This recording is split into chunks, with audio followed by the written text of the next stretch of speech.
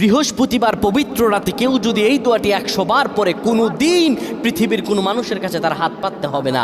পৃথিবীর সব কিছু তার পায়ের নিচে আল্লাহ হাজির করে দিবেন। দারিদ্রতা থেকে মুক্তি দান করবেন, বিপদ আপদ থেকে মুক্তি দান করবেন, তার সম্মানকে সুউচ্চতা দান করবেন, অসুস্থতা থেকে দূরে রাখবেন। আল্লাহর অশেষ দয়া ও রহম তাকে দান করে দিবেন। সুবহানাল্লাহ। বৃহস্পতিবার রাত এটি গুরুত্বপূর্ণ রাত।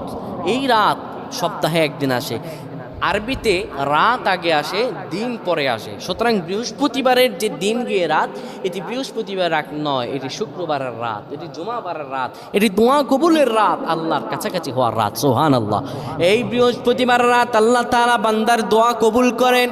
কেউ যদি বৃহস্পতিবার রাতে ঈশা নামাজের পরে পবিত্র হয়ে ইয়া হাইয়ু ইয়া হাইয়ু ইয়া হাইয়ু ইয়া রফিয়ু ইয়া রফিয়ু ইয়া রফিয়ু এই দোয়াগুলো পড়তে পারে 100 বার, আল্লাহ রাব্বুল আলামিন